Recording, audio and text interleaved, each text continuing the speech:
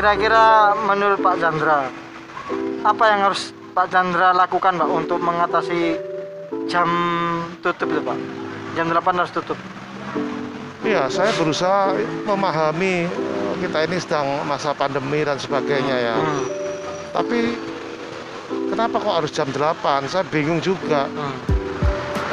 Lah apa virus itu sebelum jam siang-siang itu orang bebas dari virus atau gimana, saya nggak paham. Ya, yang jelas kenapa harus jam 8?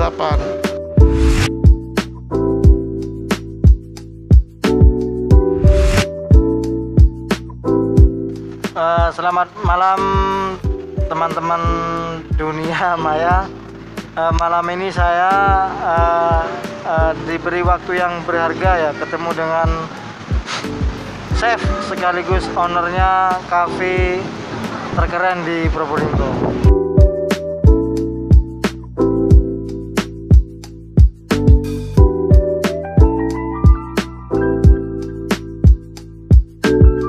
Cafe Double Pepper dengan Pak Chandra Winarta Pak ya. Ya.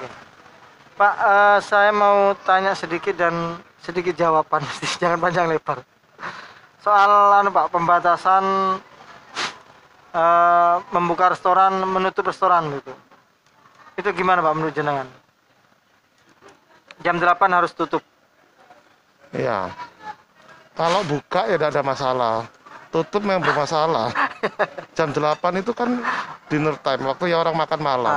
Nah, kalau jam 8 itu kita harus tutup, ya berarti sama dengan tidak ada acara makan malam. Selesai. Jadi kita berarti cuman bekerja cuman untuk makan siang saja. Makan siang saja ya. Itu pengaruh enggak ke urusan perusahaan ini Pak? Sangat. Sangat ya? Iya, sejak berapa minggu ini ya, mulai tanggal 1 kemarin bisa pengurangan, kita terpaksa. Waktu itu sudah oke, tapi ya pengurangan lagi jadinya. Oke. Ya, kira-kira menurut Pak Chandra, apa yang harus Pak Chandra lakukan Pak untuk mengatasi jam tutup itu Pak? Jam 8 harus tutup. Iya, saya berusaha memahami kita ini sedang masa pandemi dan sebagainya ya. Tapi kenapa kok harus jam 8? Saya bingung juga. Lah apa virus itu sebelum jam siang-siang itu orang bebas dari virus atau gimana, saya nggak paham. Ya, yang jelas kenapa harus jam 8? Kalau misalnya siang itu bisa disiasati dengan protokol kesehatan, menggunakan masker, jaga jarak dan sebagainya, cuci tangan. Kenapa malam juga tidak dilakukan seperti yang sama seperti itu aja? Sehingga malam pun untuk makan malamnya, nah itu kita bisa dapat tamu. Bisa lebih panjang jamnya. Iya, kalau saya sih pengennya ya seperti dulu sama. Kita normalnya kan last order jam 10, kita baru tutup setengah 11, 10.30. Ya itu normal, itu memang udah lewat jam makan malam kan. Ya, sementara untuk di kafe ini masih ada layanan untuk take away Pak ya? Apakah itu juga efektif Pak? Kita tuh berusaha sangat untuk meningkatkan omset dari take away atau delivery. Ya. Tapi sama sekali, karena konsepnya kafe kita itu kebanyakan orang kan mau datang menikmati makan itu bukan hanya makan aja, mau bersantai, ngobrol dengan kolega, ngobrol dengan keluarga. Suasana ya? Iya, kalau take away ya saya rasa ada tapi sangat kecil. Selama ini sangat kecil Pak ya? Sangat kecil. Jadi rasanya memang kalau produk kami itu mungkin tidak sama misalnya orang makan tahu telur apa di rumah sama aja. Kita kan maunya juga menikmati suasana. Jadi nggak sama. Iya namanya kafe ya, lain dengan rumah makan lah. Iya, kita menciptakan ambience yang bagus, pelayanan yang bagus. Semua itu kan satu kesatuan. Nah kalau dimakan di rumah, ya nggak perlu. Rasanya mungkin lah ya mereka beranggapan nggak perlu take away dari Double Pepper Cafe. Ya ada, tapi sangat kecil. Dan kita bukan tidak berusaha loh, berusaha banget. Maksudnya berusaha? Berusaha untuk meningkatkan omset dari delivery.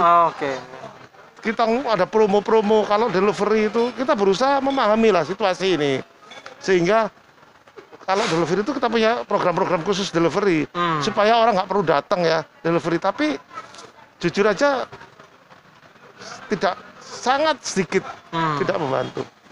Tapi untuk pelayanan di kafe ini juga prokes Pak ya, protokol kesehatan diberlakukan ya. Kita memperlakukan harus kita tes. Oh iya. Oh iya, ada alat tes. Shotgun itu. Ya, ada harus kepala sini boleh. Oh iya. Ya, ya. Oke, terus Pak. Untuk jam, kembali lagi ke surat edaran jam 8 tuh Pak. Apa menurut Pak Chandra yang harus dilakukan pemerintah? Ya kalau bisa jamnya itu ya jangan jam 8 lah, dikembalikan semula. Tapi diatur protokol kesehatannya, dimonitor di situ. Kami diarahkan supaya kami bisa sesuai dengan protokol kesehatan dan itu kami bisa terima kok.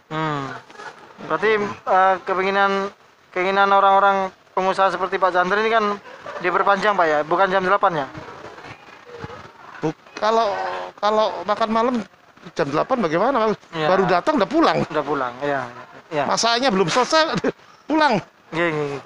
Nah, selama pandemi ini pengaruh besar nggak Pak urusan dengan konsumen Pak? Urusan omset maksudnya? Omset ya. Oh sangat. Sangat ya. Sangat. Sebelum SE atau sesudah? Kan sebelum begini surat Mas edaran Agus. Pak. Kan kita tuh pernah waktu pandemi awal-awal tahun itu drop sampai kita harus tutup. Lalu beberapa bulan kemudian kita mulai merangkak lagi, membangun lagi bisnisnya, mulai naik, belum 100% ya. Lalu ada edaran begitu lagi, drop lagi.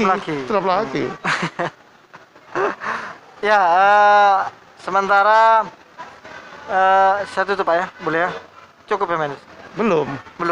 Dan efeknya itu, ya Mas Agus ya? Aku takut nih. Loh iya, saya jawab ini. Ya, saya belum tanya aku. Kan tak tutup tahan Pak. Oke. Kalau melihat dari efeknya Pak Chandra, monggo Pak Chandra. Apa yang menurut Pak Chandra efeknya ke usaha-usaha seperti ini? Ya, jadi sebetulnya begini kan,